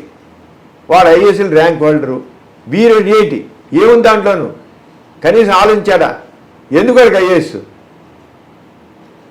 అని ఆయన చేశారు. ఆ రోజు చెప్పి మీరందరూ ఇలాంటివన్నీ జీవితంలో ఇలాంటివి ఎన్నో వస్తాయి, ఇవన్నీ ఎనలైజ్ చేయండి అని ఆయన చెప్పారు. అది తర్వాత ఇంక చూసింటే ప్రాక్టీస్ చూసింటే ఇక నేను ప్రాక్టీస్ పట్టుకుంటూ చూస్తే కుర్రోడు ఇక్కడ నేను ఉండే లయలో కాదు పిల్లలు సాయంత్రం 4 గంటలు వచ్చేవాడు, వచ్చి కూర్చొని నేను కాస్త యూత్తో చాలా క్లోజ్గా ఉంటా, వచ్చి ప్రతివాడు మళ్ళీ ఇంతే, వాడు నా అంగపైన చిన్నగా ఉంది, లేకపోతే నాకు అంగం నెగుతుంది, పని కోసం పరిగణ హస్తమేం చేశాను, వీర్యం పోతుంది, స్వప్న స్కలనాలు, ఇవే ప్రశ్నలు. ఆడపిల్లలు అంతే, ఆడపిల్ల వాళ్ళు కూడా వాళ్ళకి సంబంధించిన వాళ్ళు అనుమానాలు. అంటే కారణం ఏంటంటే మన ఎడ్యుకేషన్ వచ్చేసి అంటే సెక్స్ ఎడ్యుకేషన్. సెక్స్ అనేది 2 రకాల, ఒకటి erotic aspect sex, scientific aspects of sex. Erotic ఊరికే శృంగార వర్ణనలు రెచ్చగొట్టేవన్నీ ఉంటాయి, వేరే అవన్నీ వేరే. అది సెక్స్. మన దృష్టిలో సెక్స్ అంటే బూత్ వచ్చిన గొడవ, అది వచ్చిన. ఇప్పుడు ఇంట్లో మగపిల్లాడు ఏదో మాట్లాడినా నవ్వేసుకుంటారు, నో మీరు అంటారు. ఆడపిల్ల ఏమైనా కాస్త సెక్స్ పుస్తకం చదువుతున్నా, లేకపోతే ఇంకోటి సెక్స్ ఊరి మాట జోక్ చేసినా సరే బుద్ధి లేదు, ఆడపిల్ల మీద సెక్స్ మాట్లాడతావా అని మొహం పైలేడు నంపకాయ కుట్టేట్లు మాట్లాడతారు. తల్లే మీకు బుద్ధి ఉందా, సిగ్గుందా నీకు, ఆడపిల్ల ఉండి నువ్వు సెక్స్ మాట్లాడతావా నువ్వు అంటే సెక్స్ ఒక బూతు, నీచమైంది, నువ్వు దాని మీద మాట్లాడు. అందుకని ఆడపిల్లలందరూ ఇప్పుడు లేడీస్ పెళ్ళిళ్ళైనా ఎంజాయ్ చేయటం లైఫ్ని, ఫ్రీజిలిటీ, రతిలో జడత్వం ఉంటాం. వాడు కేవలం మగవాడు ఎంజాయ్మెంట్ కోసం అని కావన్నాడు. మనం ఒక ఆమె గుర్తుండొచ్చు నాకు, ఏమంటే మా స్నేహితురాలు చెప్తుంది చాలా బాగా ఎంజాయ్ చేస్తున్నాను, నాకే లేదు, కానీ నేను చివరికి ఆడదనేది కేవలం మగవాడికి ఎంజాయ్మెంట్ ఇవ్వడం కోసమైనా ఆడదని ఎత్తునొచ్చింది, మగవాడికి ఎంజాయ్మెంట్ ఇవ్వడం కోసమైనా ఆడదాన్ని బతుకొని అడిగాడు. అంటే మరి ఎందుకని వాడు బ్రాటప్ అంతా మైండ్ సెట్ అంతా అలాగే డెవలప్ అయింది. ఇలాంటివి మనం ఎడ్యుకేట్ అంటే నాలెడ్జ్ ఈజ్ పవర్ అన్న వర్డ్ అని ఆ ఎడ్యుకేట్ చేస్తేనే అవుతుంది. సెక్స్ గురించి ఎన్నో అయితే పూర్వకాలం కంటే ఇప్పుడు చాలా మార్పు వచ్చింది. నేను ఒక 50 సంవత్సరాలు 1954లో అప్పుడు 1974లో ఈనాడు పేపర్ వైజాగ్లో మొదలైనప్పుడు 74 ఆగస్టు 10 ఇప్పుడు మొదలైంది. ఆగస్టు 13 నుంచి రామోజీరావు గారు నా చేత రాజసమరం అప్పుడు రేడియో స్టేషన్లో విజయవాడ రేడియో స్టేషన్ నుంచి సెక్స్ గురించి కొన్ని అపోహలను టాక్ ఇచ్చాను నేను. ఇస్తే చెప్పలేని లెటర్స్ వచ్చి కొన్ని 1000 ఉత్తరాలు వచ్చే వాళ్ళకి ఎప్పుడు ఏనాడు ఏ టాక్ అని రాలేట. అప్పుడు మొదటి టాక్ అని ఇచ్చాను, వాళ్ళనే ఇచ్చాను సెక్స్ గురించి అప్పుడు. ఎందుకంటే చూసి పేషెంట్లందరూ చూసి నాకు వీళ్ళు ఎడ్యుకేషన్ లాభం లేని రేడియోలో ఇచ్చాను తగ్గలేదు. అప్పుడు రామోజీరావు విని నాకు ఫోన్ చేసి సమరం ఇది నాది ఏనాడు మొదలెడుతున్నాను, నేను బేజాగించి నువ్వు రాయాలి, దాంట్లోనూ సెక్స్ సైన్స్ అని హెడ్డింగ్ పెడుతున్నాను, నువ్వు దాంట్లో రాయన్నారు. నేను నేనేమి దాంట్లో పెద్ద ఎక్స్పర్ట్ ఏం కాదండి, కొద్దిగా 4 చెప్పి 4 కాదు నువ్వు రాయగలవు, చేయి ముందు నీకు నువ్వు చేస్తున్న ఆటోమేటిక్గా నీకే అందరూ తెలిసి నీకు నాలెడ్జ్ చదువుతుంది చేయని పెట్టి ఇంక రాయించాలి. 7 సంవత్సరాల పాటు ఈనాడు పేపర్లు వరుసగా రాశాను. చెప్పలేంత రెస్పాన్స్. చాలా స్వాతి పేపరు, స్వాతి వీక్లు ఇప్పటికి వస్తుంది. 40 ఏళ్ళ నుంచి స్వాతిలో వస్తున్న వరుసగా. ఇవన్నీ ఏంటంటే ఎందుకు ఇంత అంటే ఇప్పుడు స్వాతి బలరామరెడ్డి సమరం స్వాతి పేపర్ ఉన్నంతకాలం రాస్తూనే ఉంటాం అంతే. ఆ పని లేదు, రాస్తూ ఉండాల్సిందే అంట. ఎందుకని ఈ నాలెడ్జ్ అంటే కొంతమంది డేర్ చేయట్లేదు, డేర్ చేయాలి. నాలెడ్జ్ మనకి ఎందుకంటే మనకి ఏది కావాలో అది మనం పొందట్లేదు. అంచేత కవిత గారు అంచేత దీన్ని బూత్గా కాకుండా లైఫ్ ఫిలాసఫీగా తీసుకోవాలి. సెక్స్ ఎడ్యుకేషన్ లైఫ్ ఫిలాసఫీ తీసుకోవాలి. తీసుకుంటే దాని ద్వారా మనం చాలా అంటే సెక్స్ గురించే తెలుసుకోను. కానీ ఇప్పుడు నేను చెప్పిన సమాజం గురించి అంత అవగాహన చేసుకొని చెబుతున్నాను, సామాజిక సమస్యల గురించి చేసుకొని చెబుతున్నాను.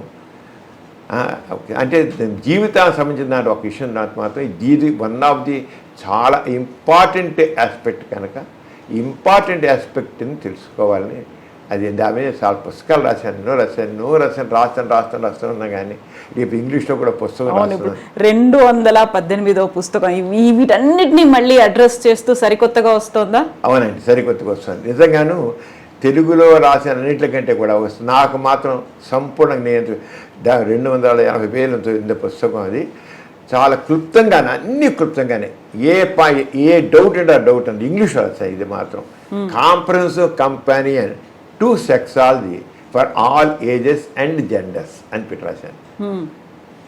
మనతో పాటు ఉండేది అది సెక్సాలజీ, మనతో ఉండాల్సింది. Comprehensive companion to sexology for all ages, అది పుట్టి చిన్న పిల్లల నుంచి పెద్దవాళ్ళ వరకు. మనం ముసలివాళ్ళకి ఎందుకురా అని అంటాం. అరే పెద్దవాళ్ళకు కూడా ఉంటుంది సార్. ఇప్పుడు 56 ఏళ్ళు వస్తాయి, కాకపోతే 60, 70 ఏళ్ళు వచ్చాయి, 80 ఏళ్ళు వచ్చినా సరే సెక్స్ ఉంటుంది. వాళ్ళు ఎంజాయ్ చేస్తే మంచిది వాళ్ళకి యాక్చువల్గా. అంతే, పని దూరంగా ఉండడానికి కాదు, దూరంగా ఉండాల్సిన పని లేదు, ఉండకూడదు కూడా. సెక్స్లో ఎవరైతే పార్టిసిపేట్ చేస్తారో వాళ్ళకి జీవితం చాలా ఆరోగ్యకరంగా ఉంటుంది, వాళ్ళ లైఫ్ హెల్దీగా ఉంటుంది, యాక్టివ్గా ఉంటారు, డైనమిక్గా ఉంటారు, ఎనర్జెటిక్గా ఉంటారు. అంచేత సెక్స్ అయితే అందరూ చాలా ఉండడానికి అని చెప్పి అది లైఫ్లో ఏదైతే ముఖ్యమందో దాన్ని నెగ్లెక్ట్ చేయమని చెబుతున్నాను. అదే లైఫ్ ఉండి అదే చెవిని పెట్టుకుని నేను చెప్పట్లేదు. అది మరి చెప్తున్నాను. అదే సమరం విధానం చేయండి, అందరూ సెక్స్ చేయండి అంటున్నారు కదా. No, you do all these things. But ఏదైతే పనికిరాదు అబెండెంట్ అని అంటున్నారో అది కాదు. దాన్ని మాత్రం దాని యొక్క ఇంపార్టెన్స్ కూడా, మరి ఆకలిస్తే అన్నం తినట్లేదా, దాహం వేస్తే నీరు తాగట్లేదా, అలాగే సెక్షువల్ దాన్ని కూడా అలాగే నీరు. ఇప్పుడు ఆల్ జెండర్స్ అన్నారు, ఇంక్లూడింగ్ LGBTQ కమ్యూనిటీ. అవునండి, lesbians, gay and homosexuals, LGBTs, bisexuals,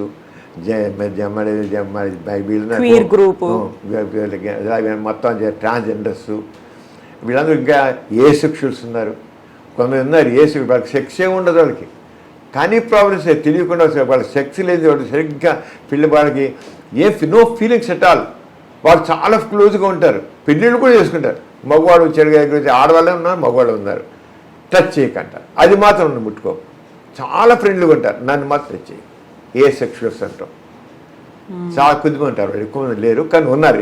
transgenders ఉన్నారు, హోమోసెక్షువల్స్ ఉన్నారు. ట్రాన్స్జెండర్స్ చచ్చిపోతున్నారు, హోమోసెక్షువల్స్ ఉన్నారు. ఇప్పుడైతే మన ఇండియన్ కాన్స్టిట్యూషన్ ప్రకారంగా అయితే కొద్దిగా వాళ్ళందరికీ మన చట్ట ప్రకారం వీళ్ళకి కొద్దిగా రైట్స్ వచ్చాయి.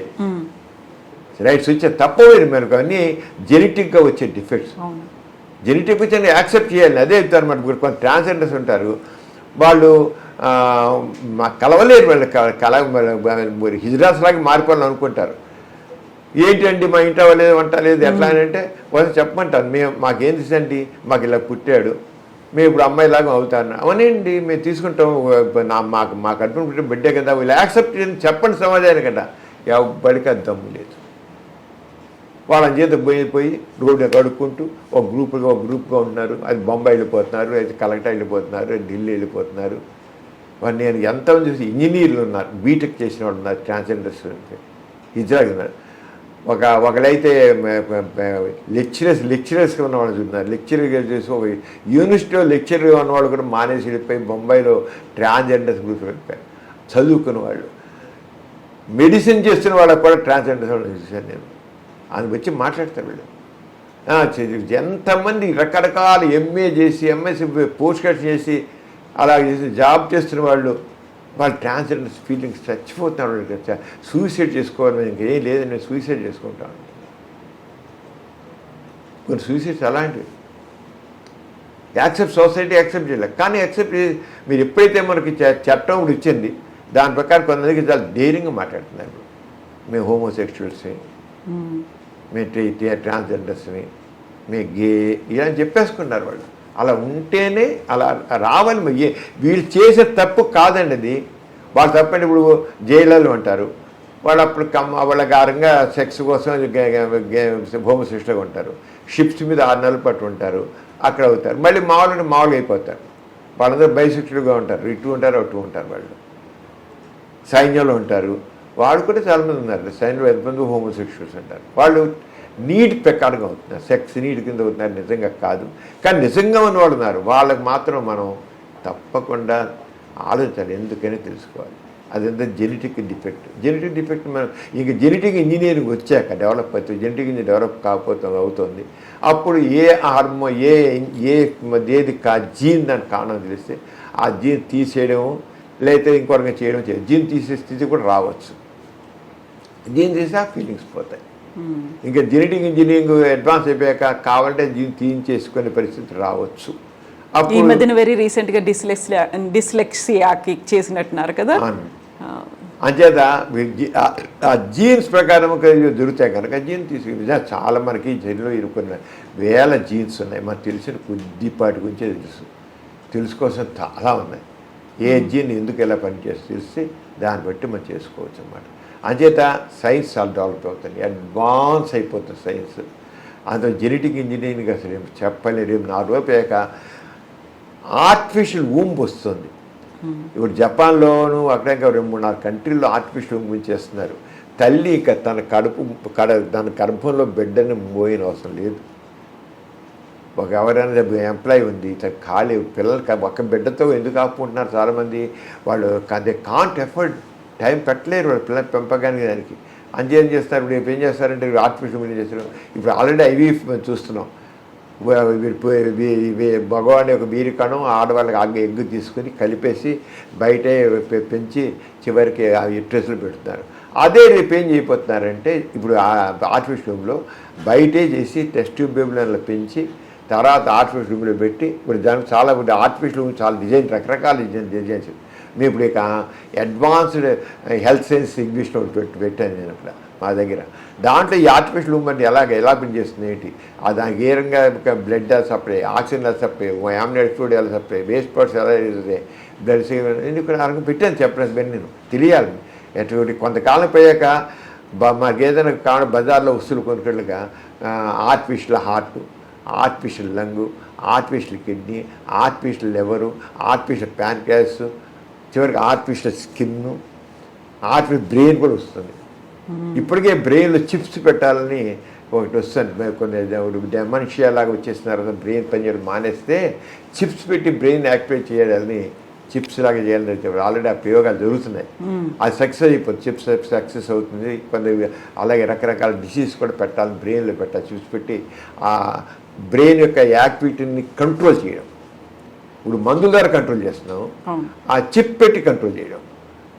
అది వచ్చేది ఇప్పుడు ఆలోచనగా బ్రెయిన్ కూడా ఏముంది, ఆర్టిఫిషియల్ బ్రెయిన్ ఇవన్నీ డిజైన్ చేశారండి. ఇప్పుడు డిజైనర్ బేబీస్ కూడా రాబోతున్నారు. అలాగే ఇప్పుడు ఆర్టిఫిషియల్ ఊంబులో మనం ఒక ఏ రంగు కావాలంటే ఆ రంగు జెనెటిక్ ఇంజనీరింగ్ ద్వారా మాకు పెద్ద తెల్లగా చక్కగా పుట్టాలి, ఎర్రగా పుట్టాలి, దెబ్బ పండ్లా పుట్టాలి అంటే ఆ రంగు కలరు, కళ్ళు ఇలా ఉండాలి, ఒళ్ళు ఇలా ఉండాలి, మొహం ఛాయ్ ఇలా ఉండాలంటే ఆ రంగాన్ని జెనెటిక్ ఇంజనీరింగ్ ద్వారా మార్పు చేసే పరిస్థితి ఉంది. అది ఆర్టిఫిషియల్ ఊంబ్ ద్వారా జరుగుతుంది. అది ఎంతో కాలం లేదు. ఆ మధ్య మరి ఒక వీడియో వచ్చింది, జపాన్లో ఆల్రెడీ ఓ బేబీ పుట్టిందని పెట్టారు. అది ఎంతవరకు ఒక ఎందుకు ఎవరు కన్ఫర్మ్ చేయలేదు అది, కానీ సోషల్ మీడియాలో అన్ని వచ్చేసరికి అది కూడా వచ్చేసింది. జపాన్లో బేబీ పుట్టిందని చెప్పేసి పెద్ద గొప్పగా పెట్టేశారు. దీంట్లో సోషల్ మీడియాలో పెట్టారు. అది ఇంకా కన్ఫర్మ్ కాలేదు, సైంటిఫిక్గా కన్ఫర్మ్ కాలేదు. కానీ ఆ బేబీ ఎలా పెరిగింది ఏమిటి, ఎలా డెలివరీ ఎలా చేశారు, బేబీ తీసి ఇది చేసినట్టుగా చెప్పి పెట్టారు. ఇది అది వస్తుంది, అది తప్పకుండా వస్తుంది. అది ఏ కాదు, డెఫినెట్గా ఇంకా మనం మన వీరికణం ఆ ఎగ్ కలిపేసి పెట్టేసేసి మనం వెళ్ళిపోయి మధ్య 9 నెలలు పోయాక మన బేబీని మనకి ఇచ్చేస్తారు, తెచ్చేసుకోవచ్చు. పండంటి బిడ్డను మనం తెచ్చుకోవచ్చు అంతే. ఇప్పుడు మనం ఇంత అడ్వాన్స్ టెక్నాలజీ గురించి మాట్లాడుకుంటున్నాం, ఆర్టిఫిషియల్ బ్రెయిన్ వీటన్నిటి గురించి మాట్లాడుకుంటుంటే 55-60 ఏళ్ళుగా మీరు దేనికోసమైతే అవేర్నెస్ కోసం ఇంకా చేస్తున్నారో దాని గురించి ఇంకా ఇంకా ఇంకా చెప్పాల్సి వస్తుంది. మీరు ప్రతిసారి కాలేజీలోకి వెళ్ళి లెక్చర్స్ ఇన్ని ఇవ్వాల్సి వస్తుంది, ఇన్ని అవేర్నెస్ వీడియోలు చేయాల్సి వస్తుంది. ఒక ఐరనీ లేకపోతే ఒక ఎక్స్ట్రీమ్ కాంట్రాస్ట్ అనిపించట్లేదా మీకు? అవును కవిత గారు, ఇప్పుడు ఏంటంటే మనకి ఆ తగిన ఆలోచన మన ఇండియాలో ఏంటి అయిపోయిందంటేనండి, మన భారతదేశం ముఖ్యంగా ఒక రకమైన కర్మ సిద్ధాంతం మనకుంది. మన కర్మ సిద్ధాంతం, దాంతో ఏమో లేదా దైవభావం ఇవన్నీ ఉండేది కదా. మనిషిని ఒక రకమైన ఆ స్వేచ్ఛగా ఆలోచించడం లేకుండా ఎక్కడ అవుతుంది ఏంటో, అది అంత మనకు అదృష్టం ఉందా, అదృష్టం దురదృష్టం, ఇది అవుతుందా, ఇది మనిషి నా దురదృష్టం, నాకు ఆలోచన నాకు లేదు, నాకు ఆలోచన నాకు ఇది లేదు అని అన్నీను మనిషి తను తగ్గించుకునే స్థితి మనకు. Man is supreme, man is master అన్న పద్ధతి ఫ్రీ విల్ ఎప్పుడైతే ఉంటుందో మనిషి ఆలోచన పెడతాడు. మన ఆస్తిక జాలం వల్ల మనిషిలో ఆ ఫ్రీ విల్ అనేది లేకుండా పోతుంది, ఫ్రీగా ఆలోచించలేకపోతే చెప్పాను ఫ్రీ థాట్ అని, ఫ్రీ ఎక్స్ప్రెషన్ అని, అది లేకపోయడం కల్లా మనది అంతే. దానివల్ల అందుకని మనం ఏం చేయాలంటే మనుషుల్లో ఆలోచించండి, స్వేచ్ఛగా ఆలోచించండి. ఎవరో చెప్పారు, ఈ గ్రంథాల్లో చెప్పారు, ఆ గ్రంథాలు, ఆ మత గ్రంథాల్లో చెప్పారు. ఇప్పుడు మతం అనేది మనిషిని చెప్పకుండా చేస్తుంది. మత నమ్మికలు, మతాచారాలు, సాంప్రదాయాలు మనిషిని కట్టుబడేస్తుంది.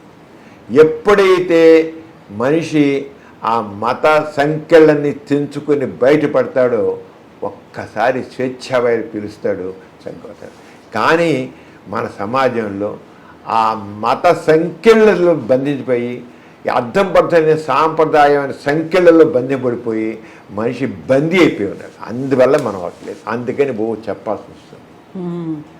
ఎప్పుడైతే ఈ సంఖ్యల్ని తెంపుకుంటాడో స్వేచ్ఛగా వస్తాడు. సంఖ్యలతో బందీ అయి ఉన్నాడు.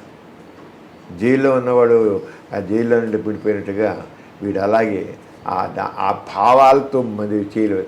చాలామందికి ఏదో మాట్లాడి చెప్పాలి, కానీ యాక్చువల్గా చెప్పిన ఏమో అమ్మ నాన్న ఏమంటారో, మన బంధువులు ఏమంటారో, మన సమాజం ఏముంటుందో, మన కులం వాళ్ళు ఏమంటారో. ఈ కులం ఒకటి పనికిరాని చెత్తది. కులం మతం.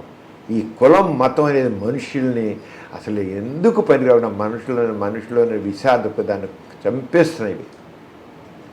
ఈ కులతత్వం మతత్వం బయటపడి దాంతో రాజకీయ పార్టీలో ఓట్ల కోసమని ఇప్పుడు ఇప్పుడు చూడండి, జనగణన అనేది చేస్తున్నారు కదా.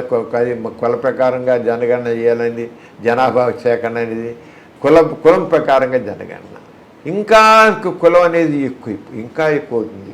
ఈ ఓట్లు అడిగేటప్పుడు మన కులం వాళ్ళు ఎంత పొందారు లెక్క కట్టుకో, ఈ కట్టుకున్నారు, ఈ నియోజకవర్గంలో ఎంత పొందారు కాక ఈ క్యాండిడేట్ పెడతాం, ఈ కులం అని పెడదాం. అంత మన కులం వాళ్ళది ఒకటి ఉండాలి, మన కులం అని ఎన్నుకోవాలి. అరే ఇప్పుడు సమాధానం ఎప్పుడు వస్తుందండి ఇలాంటి భావాలు ఉంటే? ఇప్పుడు మనిషికి అవకాశాలు అంటే ఆర్థికంగా ఉన్న తీసుకోండి, ఆర్థికంగా నరకపోతానని తీసుకోవాలి, కానీ కులం ప్రకారం కాదు. వెనక కొంతమంది కులాలు కావాలి, కులాల వాళ్ళకి అవకాశం లేదని చెప్పి ఇంకా కులాలను తీసుకొని ఈ ఫలానా వాడు తక్కువ ఉంది, వీడు తక్కువ ఉందని చెప్పి ఆ కులాల ప్రకారంగా కాదు. ఆర్థికంగా వెనకబడ్డ వాళ్ళు అది అగ్ర కులస్తులు అంటే కింద కులస్తులు ఉన్నారు, వాళ్ళకి అవకాశాలు కలిగించండి.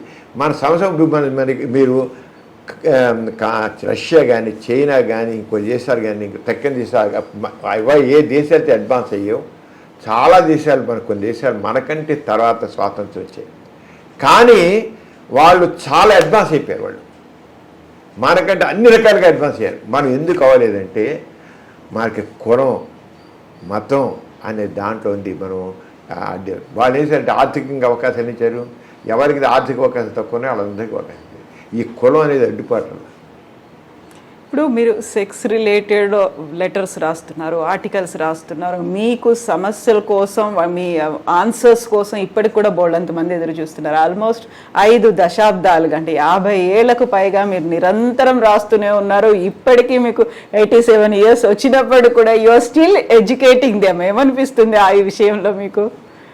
ఏమనిపిస్తుందంటే అసలు ముందు మాకు ముఖ్యంగా మా బ్రాటప్ అండి, మా నాన్నగారు, మా ఫ్యామిలీ, మా గోరా గారు, మా నాన్నగారు, ఆయన వచ్చిన పరమ సనాతన కుటుంబం నుంచి వచ్చారు. కానీ ఆయన ఎప్పుడైతే సమాజం బయటకు వచ్చారో ఏమిటి అసమానతలు, ఏంటి, ఎందుకున్న అసమానతలు, ఇందాక చెప్పి అదే క్రిటికల్ థింకింగ్ కావాలని చెప్పి నేను, ఎందుకున్న అసమానతలు ఏంటి, అంటరాని వాడు అనేది ఏంటి, ఆడవాళ్ళని ఎందుకు కలిగిస్తున్నారు, ఎందుకు భర్త చనిపోతే విధవరాలని చెప్పేసి బూడుగుడు చేసి కూర్చోబెడుతున్నారు, ఏంటి అసలు, ఏంటి ఇదంతాను ఆయన ప్రశ్నించమలేటారు. ఆయన ఆ ప్రశ్నించడంతో ఆయన చివరికి అంత సనాతన కుటుంబంలో వచ్చిన ఆయన కూడా నాస్తికుడిగా మారాడు.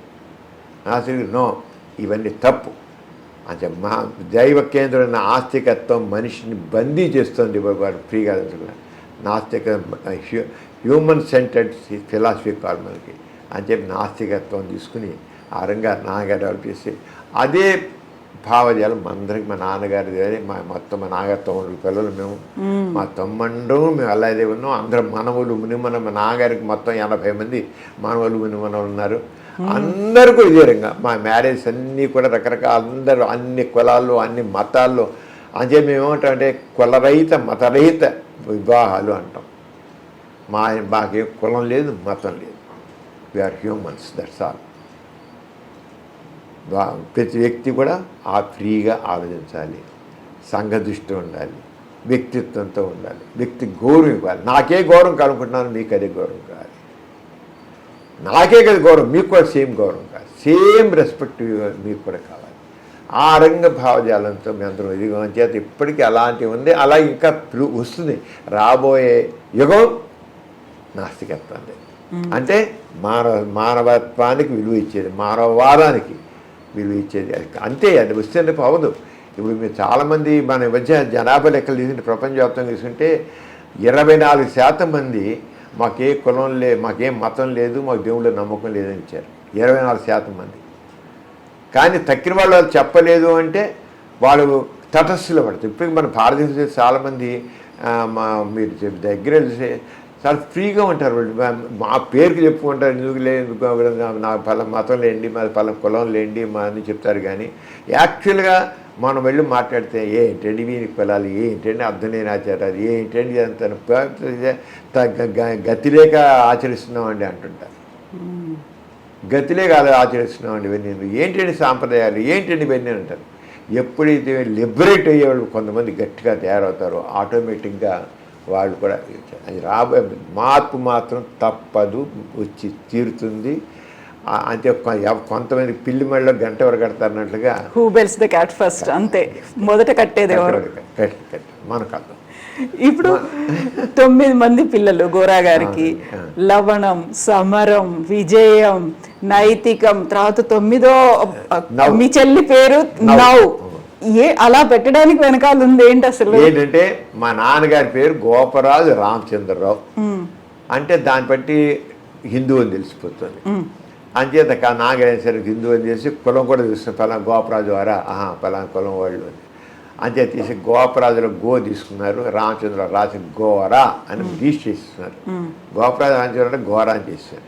చేసిన తర్వాత మా పెద్దక్కయ్య పుట్టడానికి ఇంకా నాన్నగారు ఇంకా అంత స్ట్రాంగ్గా నమ్మకాలు లేవు. కానీ మా పెద్దకి ఫస్ట్ది మా పెద్దకి మనోరమ అని ఉప్పిగుతాను, వయసు 96 ఏళ్ళు తనకి. మా పెద్దకి తను ఉంది. తర్వాత సాల్ట్ సత్యాగ్రహ టైంలో ఉప్పు సత్యాగ్రహం పెద్దన్నయ్య పెట్టాడు, 2వ సంతానం లవణం అని పేరు పెట్టారు. అప్పటికి మన నాన్నగారికి మరి అప్పటికి జాతీయ భావాలన్నీ ఉన్నాయి కదా, మాడ్భావాలు ఉన్నాయి కదా. మరి ఆయన లెక్చరర్గా ఉంటున్నా పార్టీ లెక్చర్ అయినా లవణం పెట్టారు. తర్వాత పుట్టిన అమ్మాయి అంటే పేరులో కులం మతం ఉంటుండకూడదు. అంచేత మైత్రి అని పేరు పెట్టారు. గాంధీ రూల్ ఫ్యాక్ట్కి మా అక్కయ్యకి 2వ అక్కయ్య మైత్రి అని పేరు పెట్టారు. తర్వాత 3వ అక్కయ్యకి విద్య అని గాంధీ గారు బేసిక్ ఎడ్యుకేషన్ విధానాలు ప్రవేశపెట్టారు. అంటే విద్య, చెన్నుపాటి విద్యని విజయవాడలో 2 సార్లు పార్లమెంట్ మెంబర్గా చేసిందను, ఎలక్ట్ అయింది తను. అంటే అది విద్య అని తన చెన్నుపాటి విద్య మా సిస్టమ్, 3వ సిస్టమ్. తర్వాత మా అన్నయ్య విజయం. నాన్నగారు ఇప్పుడు కాంగ్రెస్ ఉద్యమంలో ఒక యాక్టివ్గా, స్వాతంత్ర ఉద్యమం చాలా యాక్టివ్గా ఉండేవారు. అంచేత అప్పుడు కాంగ్రెస్ చాలా స్టేట్స్లో వచ్చేసింది. మనకి స్వాతంత్రం రాకముందే ఎలక్షన్ జరిగితే దాంట్లో కాంగ్రెస్ విజయం సాధించింది, అంటే విజయం అని పెట్టారు. తర్వాత సమరం, నేను ఆ సమరం ఏంటి, సెకండ్ వరల్డ్ టైంలో పెట్టాను నేను. వార్, యుద్ధం, అది ఆ యుద్ధం చేస్తాను ఇప్పుడు ఇప్పటికి కూడా కవిత గారు. సార్థక నామం. నేను ఇప్పుడు మీ ముందు యుద్ధం ఇలాగే చేస్తున్నా, మాటలు యుద్ధం చేస్తున్నాను. అందుకే నా యుద్ధం మా అపోహల మీద యుద్ధం, అసమానంలో యుద్ధం, రుగ్మతల మీద యుద్ధం చేస్తున్నాను. సమరం అనేది యుద్ధం అనేవాడ. తర్వాత మా బ్రదరు తమ్ముడు నియంత తను ముసోల్ని, హిట్లరు, స్టాలిను ఆ టైంలో పుట్టాడు. వాళ్ళందరూ నియంతలు కదా, అదే నియంత పెట్టారు. తర్వాత మా ఇంట్లో అందరూ జైలుకి వెళ్ళారు. అప్పుడు స్వాతంత్ర ఉద్యమం కోసం అని మా నాన్నగారు వెళ్ళారు, మా అమ్మగారు వెళ్ళారు, మా అక్క వెళ్ళింది, మా అన్నయ్య వెళ్ళారు. అందరూ స్వాతంత్రం కోసం జెండా పట్టుకుని జై హింద్ అంటే జైలు పెట్టేసేవాడు కదా. అలా మా అమ్మని అందరూ జైల్లో పెట్టారు, బాబు బ్యానర్ గారు జైల్లో పెట్టారు.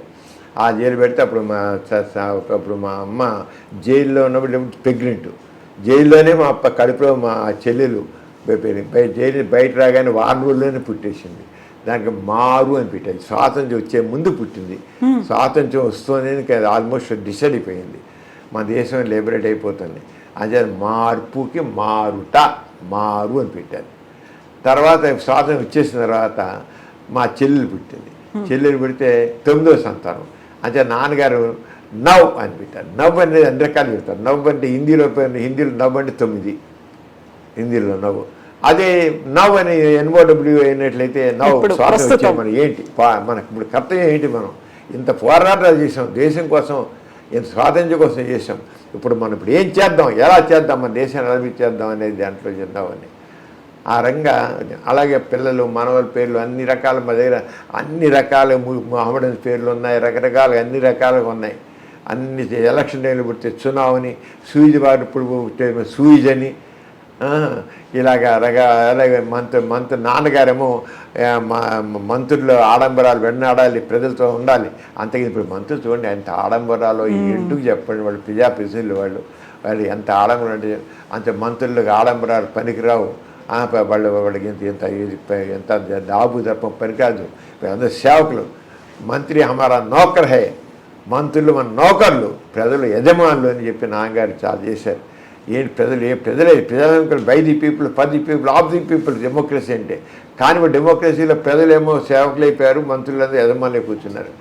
రివర్స్ అయిపోయింది ప్రజాస్వామ్యం. అంటే అలా కాదు, మనం పని చేయించుకోవాలి, వాళ్ళని ఎత్తిని పెట్టుకోవడం కాదు అని చెప్పేసి అప్పుడు వజీర్ అని, వజీర్ అంటే ఏమో మంత్రి, నాన్నగారు మంత్రులు మన నౌకర్లు, మా ప్రజలు యజమానులు అనే ఉద్యమం చేశారు.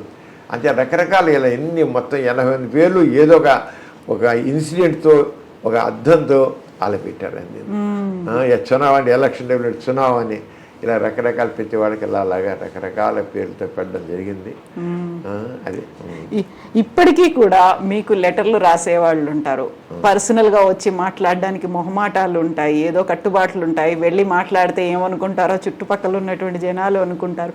ఏ ఏజ్ వాళ్ళు ఎక్కువగా మీకు లెటర్స్ రాస్తూ ఉన్నారు? ఎక్కువ యూతేనండి, ఎక్కువ యూత్ రాస్తారు. వచ్చేవాళ్ళు మాత్రం 40-50 ఏళ్ళు దాటిన వాళ్ళు వస్తారు. వాళ్ళకి ఆల్రెడీ కొంత చేసిన తర్వాత వాళ్ళకి ఇన్నివిటీ డెవలప్ అవుతుంది. అంతే దానికోసం వాళ్ళు మనం ఎందుకు సెక్షన్ కోల్పోతున్నాము అని వాళ్ళకి అనిపిస్తున్నారు, వస్తారు. యూత్ కూడా వస్తున్నారు, ఇప్పుడు ఈ మధ్య యూత్ కూడా బాగానే వస్తున్నారు. ఉత్తరాల మంది ఎక్కువ మంది యూత్ రాస్తారు ఎక్కువ మంది. ఈనాడులో నేను రాసేవాడు మాత్రం, ఈనాడు కానీ స్వాతిలో కానీ రాసిన మొట్టమొదటి రోజుల్లో ఒక రోజుకి 600-700-800 ఉత్తరాలు వచ్చాయి. 600 రోజుకి, వారానికి కాదు, రోజుకి 600, 1000 దాకా వచ్చిన రోజులు. ఆ రోజు తక్కువ ఎప్పుడు లేవు, 500-600 పైన లెటర్స్ ఉండేవి. అంత ఎక్కువగా లెటర్స్ వచ్చాయి. ఇప్పటికీ మీకు తర మెయిల్స్ మాత్రం రోజుకి 200-300 మెయిల్స్ రావడం అంటే ఇప్పటికి మెయిల్స్ వస్తున్నాయి. రోజు ఇప్పటికి మెయిల్స్ వస్తున్నాయి. అంచేది ఉత్తరాలు అనేది విషయం వచ్చేకల్లా యంగ్ పీపుల్ కూడా బాగా చేస్తారు. లేడీస్ మాత్రం వాడు ఉత్తరాలు ఏదైనా ఒక కవర్ వచ్చిందంటే, కవర్ వచ్చి ఇంత లావు ఉందంటే ముందే ఎక్స్పెక్ట్ చేస్తారు ఇది లేడీస్ది అనుకో, లేడీస్ అని చెప్పేయచ్చు. లేడీస్ మాత్రం ఇంకా మనసులో అంతా మొత్తం రాసేస్తారు. నిజంగా వాళ్ళకి ఇప్పుడు అర్థమవుతుంది, మన భారతదేశంలో ఆడవాళ్ళకి వాళ్ళ భావాలు చెప్పుకోవడానికి అవకాశం లేదు. ఇప్పుడు తగ్గింది, ఇప్పుడు అసలు వచ్చిన స్వేచ్ఛ వచ్చాను. కానీ నేను మొట్టమొదటి నేను 20-30 ఏళ్ళ కిందటి 40-50 ఏళ్ళ క్రితం చెప్తున్నాను. అసలు ఉత్తరాది పెద్ద కట్ట వచ్చిన లేడీస్ నుంచే అని ఎంత తీసి లేడీ అవుతుంది. ఇక ఎన్ని రకాల మానసికంగా ఆమె కుంగిపోతుంది, చెప్పుకోలేకుండా ఎలా ఉంది, ఎంత బాధపడుతోంది, ఎంత మదన పడుతోంది, ఆమె వేదన ఒక 5 పేర్లు 10 పేర్లు ఉత్తరాలు రాయడం.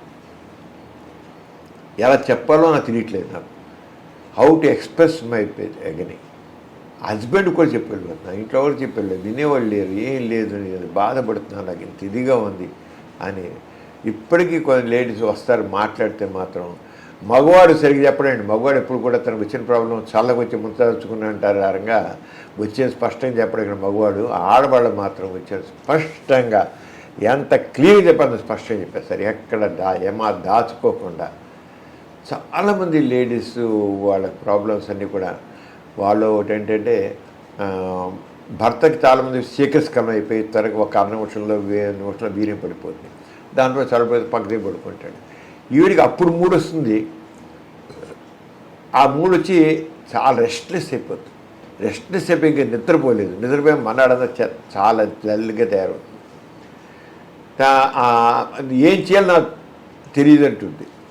ఇలాగ ఇంత ఇదైపోతాను స్త్రీ అలా ఎక్స్ప్రెస్ చేస్తుంది. ఫోర్ ప్లే అనేది మనకి తెలియదు చాలామంది. ఫోర్ ప్లే అంటే తెలియదు. ఆ ఫోర్ ప్లే చేసే కనీసం ఇద్దరు సమానంగా చేసుకొని పార్టిసిపేట్ చేసి ఒకరికొకరు ప్రేరణ కలిగించి అప్పుడు ఒకవేళ మగవాడు ఒక 5 నిమిషాల్లో 2 నిమిషాల్లో వీరిని పడిపోయినా షిల్ బి హ్యాపీ. అసలు ఫోర్ ప్లే లేకుండా ఆడుకు 3 వస్తుంటుంది, జస్ట్ వీడి వీరియం పడిపోయి అంతే అయిపోయి ఆడదాని బతుకు గజ్జాలి ఎంత చేర్చేవారికి. ఎందుకని వాళ్ళలో చేసి ఇంకా ఉంది. అసలు నేను నాలో ఎరోజులు వద్దు, నేను కామపరంగా నేనేమాత్రం ఉద్యోగం చెందను, నాకు అవసరం లేదు ఈ సెక్స్. ఈ మగాడు చేసి తొమ్మ ముద్దులా పడుకున్నాను, నాకు 3 రాట్లా నేను చూస్తాను. ఎక్కడ అమ్మాయి అలా మారడానికి కారణం ఈ మగాడే. ఇలాంటివి చాలా ఎక్కువ చూస్తారు. చాలా ఎక్కువ లేడీస్ ఎక్కువ ఫిజిలిటీ ఎక్కువ ఉంటుంది. లేకపోతే మగవాడు పట్టించుకోకపోవడం, ఆడదని మనం పట్టించుకోవడం. ఆమెకు ఒక మనసు ఉంది, ఒక ఆలోచన ఉంటుంది, చేద్దండి తన గురించి ఫ్యామిలీస్లో ఇంకోటి అయిపోయింది. ఇప్పుడు ఎడ్యుకేటెడ్ ఫ్యామిలీస్ బాగా వచ్చినట్టే అడ్జస్ట్మెంట్ ప్రాబ్లం. ఎవరంతా వాళ్ళు అడ్జస్ట్మెంట్ లేదు, సర్దుబాటు లేదు, మాట పడే ప్రసక్తి లేదు. అసలు మాట మగాడు పడదు, ఆడది పడదు, అసలు పడరు మాట. ఒక్క మాట కాదు. ఫ్యామిలీ ఉన్నప్పుడు సర్దుబాటు ధోరణి కాదు. ఆ సర్దుబాటు ధోరణి ఇప్పుడు చాలా తక్కువగా ఉంది. సర్దుబాటు ధోరణి అనేది లేకపోతే కుటుంబం జరగదు. అది అర్థం చేసుకోవాలి. సర్దుబాటు ధోరణి లేదు. నేనేమంటే అది నేను చెప్తే అంతే. ఒక రకమైన ఫ్రీడమ్ ఉంటే ఫ్రీడమ్, లేకపోతే బానిసత్వం. 2 మధ్యస్థం లేదు. మధ్యస్థం చాలా తక్కువ. 2 స్వేచ్ఛగా నేను అదంతా ఉంటాను. ఎప్పటి 3 లెక్కలేదు. పిల్లలు ఉన్న పట్టించుకోరు, వాళ్ళు తిరగడం, వాళ్ళు చేయడం, వాళ్ళ హారం ఉంటుంది. అలాగే ఇప్పుడు తీసుకుంటే చాలామంది అమ్మాయిల్లో కొత్తగా మన కొద్ది కాస్మోబైల్ సీట్ వేసినట్లయితే ఫ్రీ సెక్స్ ఎక్కువైపోయింది. ఆ ప్రాబ్లమ్స్ ఎక్కువ ఉన్నాయి. ప్రెగ్నెన్సీస్ ప్రీ మ్యారేట్లుగానే మ్యారేడ్ ప్రెగ్నెన్సీ రావడం, దానికి యూజ్ చేసుకోవడం, బ్లీడింగ్ ఎక్కువైపోవడం, ఇవన్నీ ఉంటాయి. ఈ రంగా ప్రాబ్లమ్స్ ఉన్నాయి. అంచేత ఈ చేంజింగ్ టైమ్స్లో ఈ రంగా రకరకాలు ఉన్నాయి. దానికి తగ్గట్లుగా మరి మనం సరైన ఎడ్యుకేషన్ ఇవ్వాలి. దానికోసమే నేను ఎలా సమస్యలు తెచ్చిపెట్టుకుంటున్నారు, ఆరోగ్య సమస్యలు తెచ్చిపెట్టుకుంటున్నారు, సోషల్ ప్రాబ్లమ్స్, ఫ్యామిలీ ప్రాబ్లమ్స్ ఉన్నారు. ఏ రంగా జీవితాన్ని ప్లాన్ చేసుకోవాలి. కావాల్సిందే స్త్రీకి స్వేచ్ఛ కావాల్సిందే. స్వేచ్ఛ అనేదాన్ని ఏ రంగా మనం ఈ సమాజం చూస్తుంది, ఏ రంగా ఆ స్వేచ్ఛ అనేది ఏ రంగా మనం కూడా స్వేచ్ఛ ఎలా చేస్తాము. ఒక బాధ్యతగా ప్లాన్డ్గా మాత్రం స్వేచ్ఛని లేకపోతే సమస్యలు తెచ్చిపెట్టుకుంటున్నారు. అంచేత స్త్రీకి స్వేచ్ఛ కావాల్సిందే, స్త్రీకి గౌరవం కావాల్సిందే, అన్నీ కావాల్సిందే. అట్ ది సేమ్ టైం ఒక ఫ్యామిలీ రెస్పాన్సిబిలిటీ అవన్నీ కావాలి.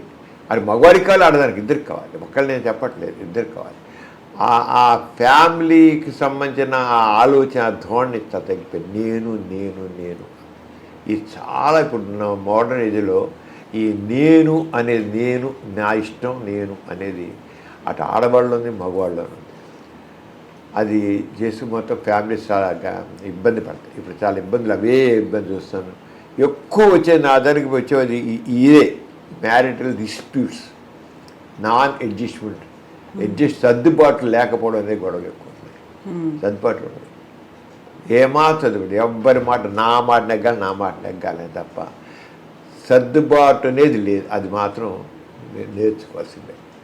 ఆడవాళ్ళైనా మగవాళ్ళైనా నేర్చుకోవాల్సిందే. మగవాడు ఈగో, ఆడదాని ఈగో ఇప్పుడు ఎక్కువ చూస్తుంది. నేను గమనిస్తుంది ఆ ఈగో కాంప్లెక్సెస్ చాలా ఎక్కువ వచ్చాయి.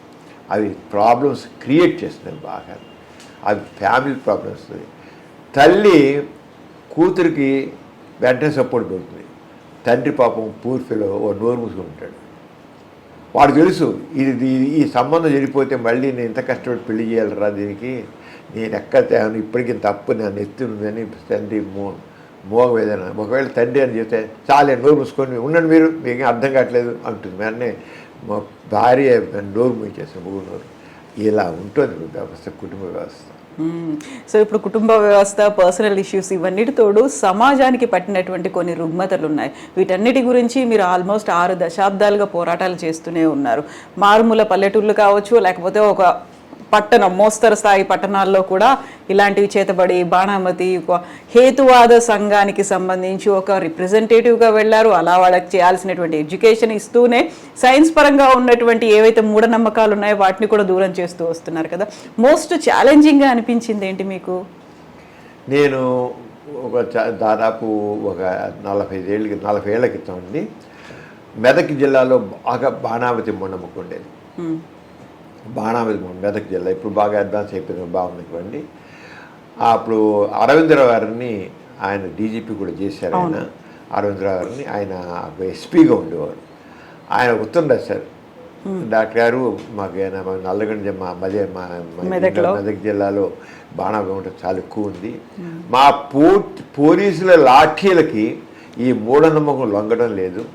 మీరు వచ్చి ఒక టీమ్గా వచ్చి ఈ మూఢనమ్మకాన్ని తొలితర కృషి చేయాలి అని లెటర్ రాశారు. దానికి ఆయన ఏం చేశారంటే ఎస్పీను, జిల్లా కలెక్టరు, తర్వాత జిల్లా మేజిస్ట్రేటు కలిసి ఒక సంఘంగా ఏర్పరిచి మాకు ఎక్స్టెన్సివ్ టూర్ రన్ చేశారు మెదక్ జిల్లా. మేము ఒక 10 మంది టీం తీసుకుని డాక్టర్ని, సైకాలజిస్టులని, వీళ్ళందరూ రకరకాలుగా టీం మొత్తం తీసుకెళ్ళి సోషల్ వర్కర్స్ తీసుకుని వెళ్ళాం. వెళితే అసలు ఎంత మూఢనమ్మకం ఉందంటే ఇంత దగ్గర మూఢనమ్మకం అసలు చాలా ఎక్కువ ఉండేది.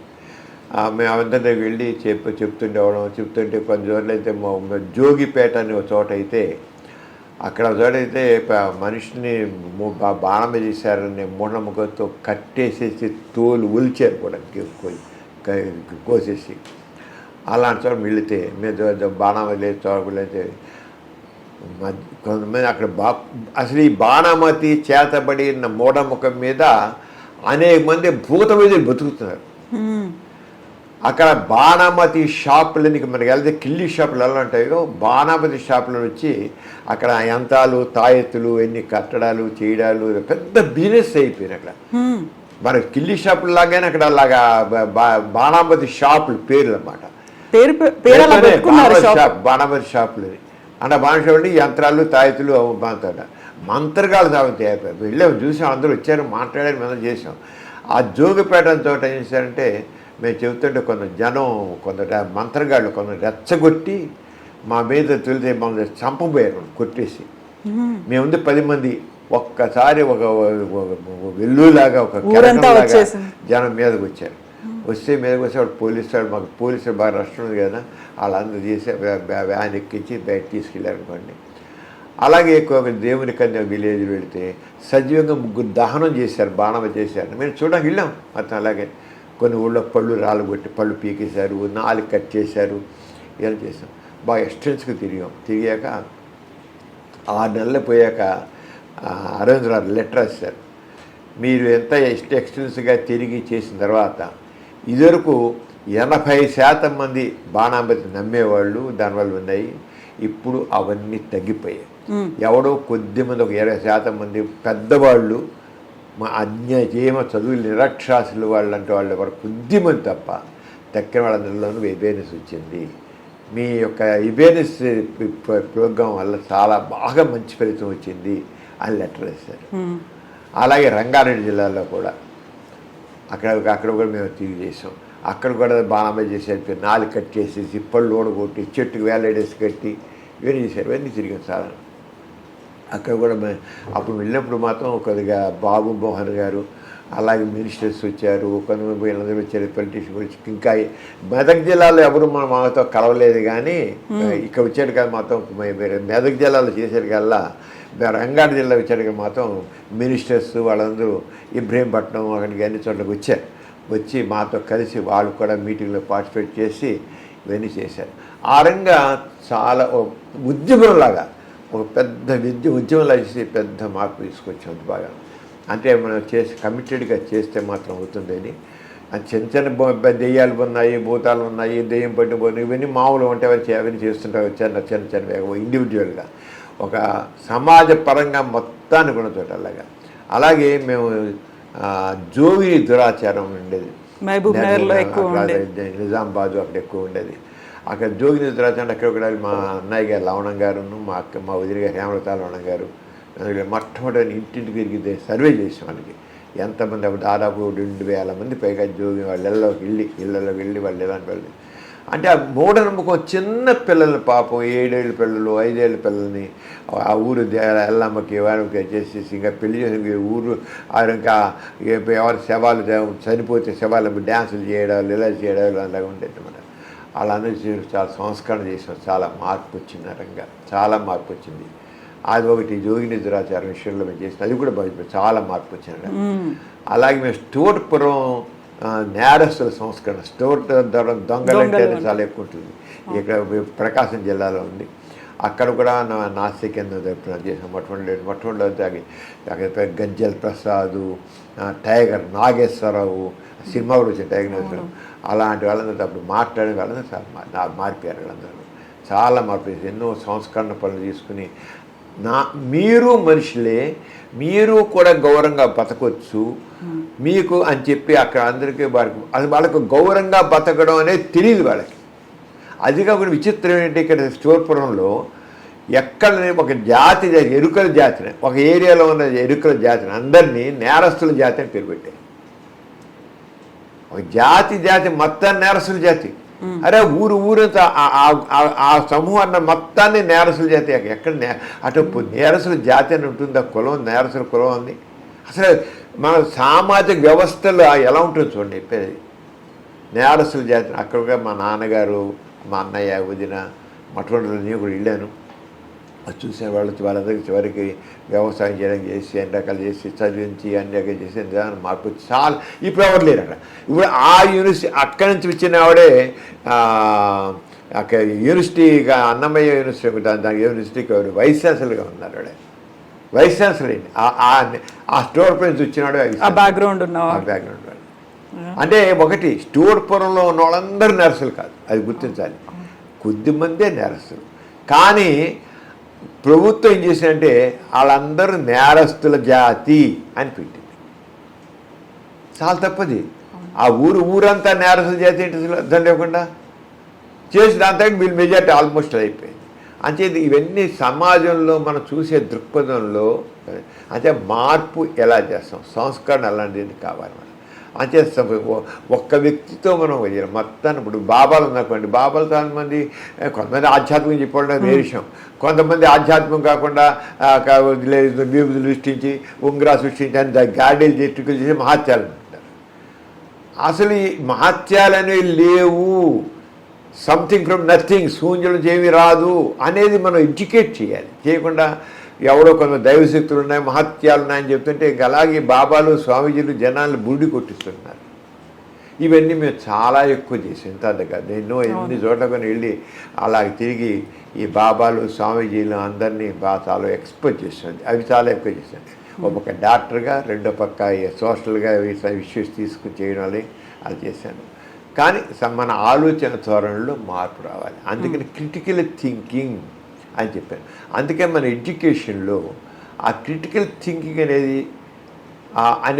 మనిషిని ఫ్రీగా ఆలోచన సోషల్ అవుట్లోకి తీసుకోవాలి. చదువులో సామాజిక సమస్యలు ఏమున్నాయి, ఎటువంటి సామాజిక సమస్యలు ఉన్నాయి, ఈ దారిద్ర్యం అంటే ఎందుకుంది, ఈ అసమానతలు ఎందుకున్నాయి, అది మాకు తెలియాలండి. ఎందుకు నేను ఒక్కరిని ఇప్పుడు ఏంటి ప్రతి ఒక్కరు నేను నా కంఫర్ట్ అని నా సుఖం చూస్తున్నారు. కానీ నాతో పాటు సమాజం అంతా బాగుంటే నేను కూడా బాగుంటాను. ఒక్కడితే లాభం లేదు. ఒక పెద్ద ఇల్లు తాజ్మహల్ లాంటి ఇల్లు కట్టుకుంటాడు ఒకడు, పక్కన పూరుగుడిసి ఉన్నాయనుకోండి, ఆ పూరుగుడిసి తగలడితే ఈ తాజ్మహల్ లాంటి బిల్డింగ్ కూడా కాలిపోతుంది, బుగ్గవుతుంది. అది అంచేత సమాజంలో నేను ఒక్కనే డెవలప్ అవ్వడం కాదు, పక్కవాడు కూడా బాగుపడాలి. ఆ దృక్పథాన్ని మనం పెంచుకోవాలి. ఆ సామాజిక దృక్పథాన్ని కలిగించడం అది మన ఎడ్యుకేషన్ కావాలి. అసలు ఏం తోచుతుంది మరి చూడండి, ఎంతవరకు వెళ్ళిపోయింది. భగత్ సింగ్ పాఠాన్ని తీసేసేయడం, లేకపోతే మొగలాయి వాళ్ళ పాఠాలు తీసేయడం. ఎడ్యుకేషన్లో కూడా మీకు రకమైనటువంటి మతపరమైన ఛాందస భావాలు ప్రవేశిస్తున్నాయి. ఈ ఛాందస భావాలు పనికిరావు. మనుషుల్లో ఫ్రీగా ఆలోచించడం, స్వేచ్ఛగా ఆలోచించడం కాదు. చరిత్రనే మార్చేద్దాం, పాఠాలనే మార్చేద్దాం అంటే కదా కరెక్ట్ కాదు. ఇప్పుడు అలాంటి ప్రయోగాలు కూడా జరుగుతున్నాయి. వాటి కూడా తప్పని నేను చెబుతున్నాను. అలాగే కులగణన విషయంలో కూడా నేను చెప్తాను, జనాభా దగ్గర కులగణన ఆర్థిక స్థితి ద్వారా చేసి అందరికీ ఎవరైతే వెనకబడుతున్నారో వాళ్ళందరికీ అవకాశాలు అంటే అది ఏ కులం అని కాదు.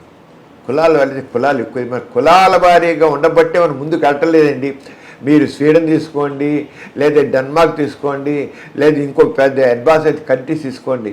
అవన్నీ అక్కడ కూడా మనలాగే తెగలు ఉన్నాయి, చాలా ఉన్నాయి. కానీ వాళ్ళు వాటి దృష్టిలో పెట్టుకుండా ఆర్థికంగా వెనకబడ్డ ప్రతి ఒక్కరిని పైకి తీసుకురావాలి చేయబట్టే. అది కమ్యూనిజం ద్వారా, అది రష్యాలో కావచ్చు, మార్క్సిజం ద్వారా చైనాలో కావచ్చు.